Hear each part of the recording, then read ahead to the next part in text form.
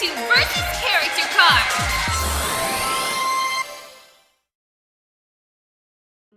What's up, and welcome to Versus Character Cards, the Versus show without the verses. In this series, instead of analyzing two fighters to find out who wins in a fight to the death via research, we are only covering one character at a time. Or in this episode's case, an entire verse. So why am I doing this for Undertale? Well, when it comes to verses, Undertale is really weird. Typically, this verse either gets highballed to ridiculously absurd levels because people misinterpret the timeline shenanigans going on, or it's just for the memes, or it gets severely downplayed because people misinterpret the game's use of souls and believe all the fights are spiritual based and don't have anything physical to go off of, yada yada yada. Or they just hate the game because popular thing equals bad according to them. Whatever the reason may be, I just don't feel like Undertale has gotten a truly fair, in-depth look when it comes to verses, so I'm providing my own perspective and interpretation.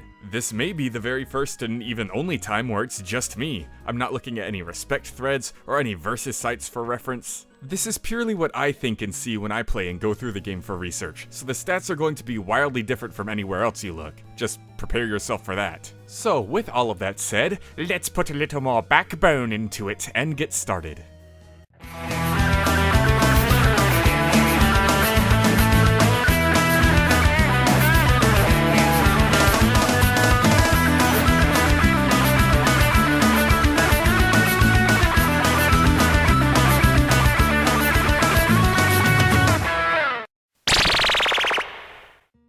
Long ago, two races ruled over the earth, humans and monsters.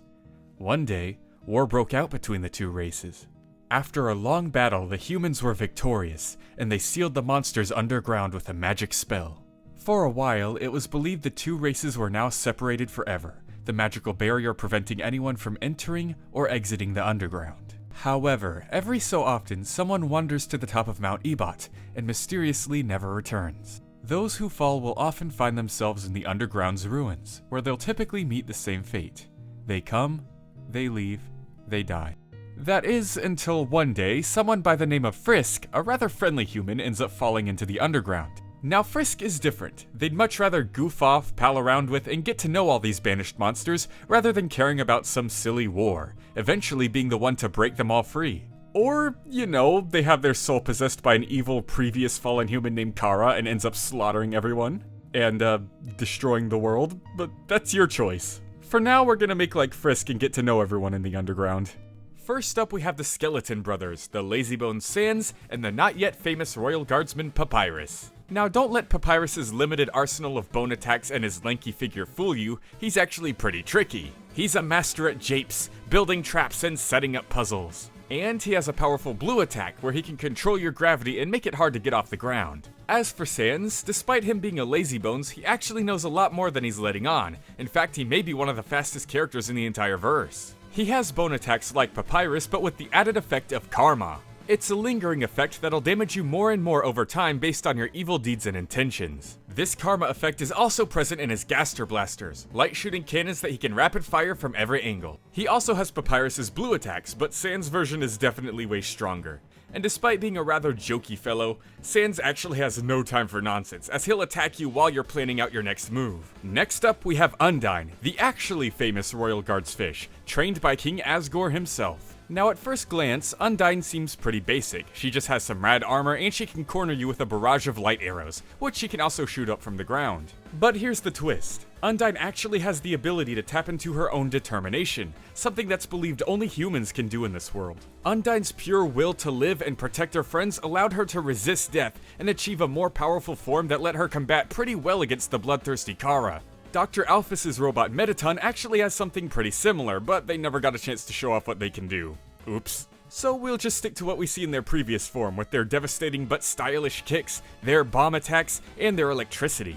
Then we have the King and Queen, who are pretty simple but still very powerful. Queen Toriel uses fire magic, and King Asgore does the same, but also has a strong, gigantic trident. Then finally we come to... Whoa, wait a minute. Howdy, Leo. You didn't forget me, did you? Oh, Flowey, how nice of you to interrupt. That's Flowey the flower to you, mister.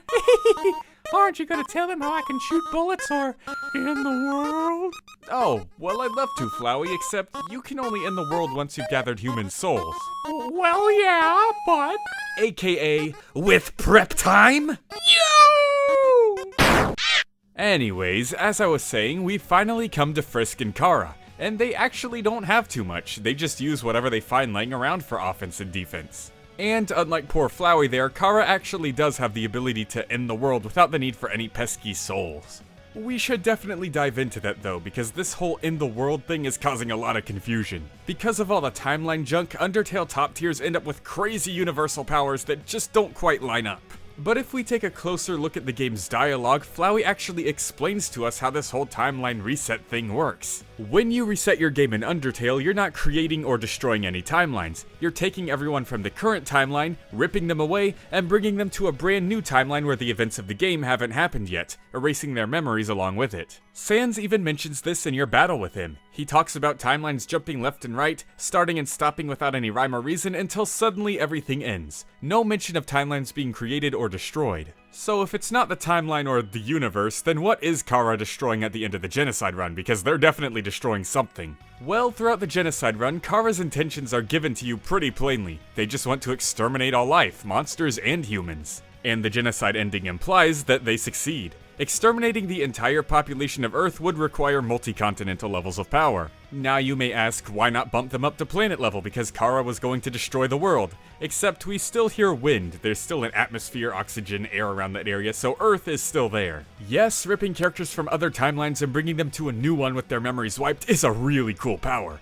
but nothing that really describes attack potency, so the best we can go with is this population exterminating thing at multi-continent. Now don't be sad, I may have downgraded the top tiers, but I'm gonna upgrade all the lower tiers. Undyne was able to combat against Kara pretty well. Undyne thinks Papyrus is pretty tough. Sans is obviously on par with Papyrus. Undyne was also trained by Asgore. Toriel should be on par with Asgore. Everyone should connect to each other and scale to each other in strength just fine. Assuming the battles in Undertale are physical and not all spiritual based, like a lot of people are having trouble deciding. And I'm gonna argue for physical. I know at the beginning of the game, Flowey says the heart represents your soul, but it also represents your cell phone later on and your body caught in a spider web. So I don't think what Flowey said was meant to be taken literally. Plus, Papyrus has all his physical attacks in a box in his room. The mad dummy throws a knife at you, your strength and defense changes depending on what physical items you're holding, and Papyrus in the Genocide run will even comment on the dusty powder covering your hands from all the monsters you've destroyed. These fights are definitely happening on a physical plane where all the characters can scale to each other.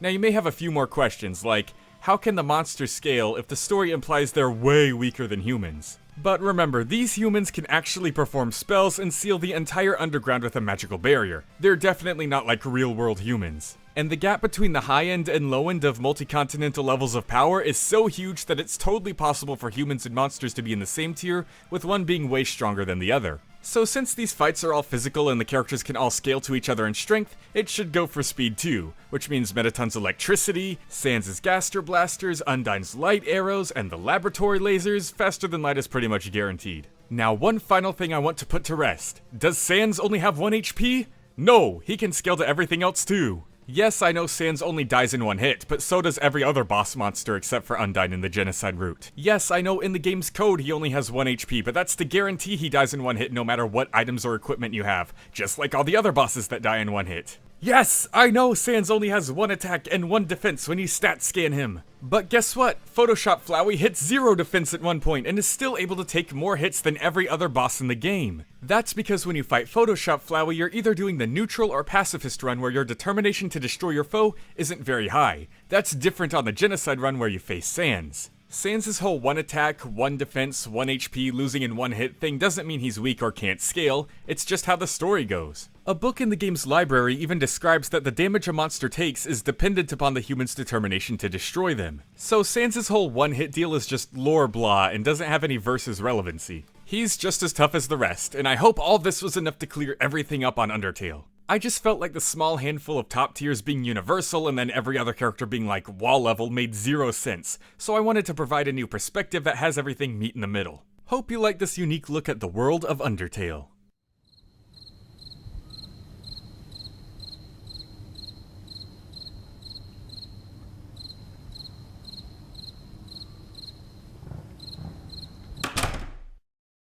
Time for the conclusion segment. In conclusion, Undertale may not be as powerful as some say, but it's definitely stronger than what others say. In these types of games, figuring out the stats is pretty tricky because everything that happens in the game is conveyed through text boxes rather than actually showing us, but I think Multi-Continental and Faster Than Light is pretty fair.